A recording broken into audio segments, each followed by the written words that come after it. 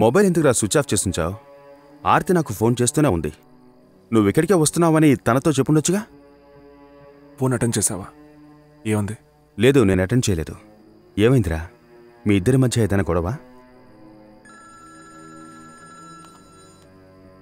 రేయ్, ఆర్తియే కాల్ చేస్తుంది. ఇప్పుడైనా మాట్లాడు. మాట్లాడరా. వద్దురా, నువ్వే ఏదో ఒకటి చెప్పి పెట్టే ప్లీజ్. నేనేం మాట్లాడనురా, నీకిదే పనైపోయింది. హలో, చెప్పార్తి. లేదు, ఇక్కడే ఉన్నాడు. నువ్వేం టెన్షన్ అవ్వద్దు. మొబైల్లో ఛార్జ్ లేక స్విచ్ ఆఫ్ అయిందట. I take care of you.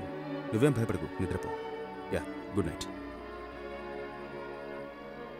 బుద్ధి లేకుండా మాట్లాడకరా. ఆ పెయింటింగ్స్లో ఉన్నవని జరిగాయనే అనుకుందాం. అందుకని ఆ పెయింటింగ్స్లో ఉన్నది నువ్వేనని ఎలా కన్ఫర్మ్ చేస్తావరా? విషయం తెలియకుండా మాట్లాడు ప్రతాప్. అయ్యో, ఆ ఇంటి వైపే వెళ్ళలేదనుకో, ఇవన్నీ ఎలా జరుగుతాయి? మా నాన్న కూడా అదే అనుకున్నారా? అలాంటి ఒక ఇల్లుందని విషయమే దాచేశారు. కానీ ఆ ఇల్లు నన్ను వచ్చేలా చేసింది.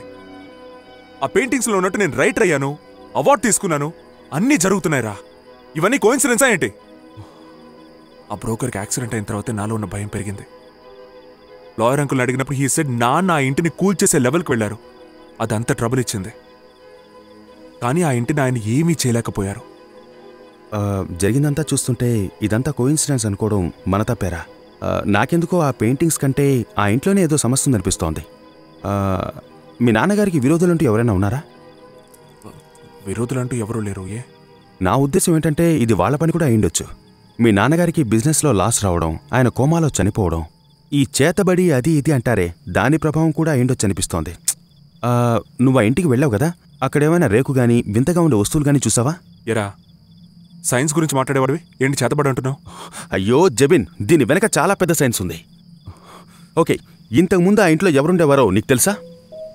లేదు, తెలీదు. ఓకే, అప్పుడు ఇంతకుముందు ఆ ఇంట్లో ఎవరుండేవారో మనం తెలుసుకోవాలి. వాళ్లకు కూడా ఇదే విధంగా వేడిగా ఏదైనా జరుగుంటే మనకు దీని గురించి కనుక్కోవడానికి పెద్ద సోర్స్ దొరికినట్టు అవుతుంది.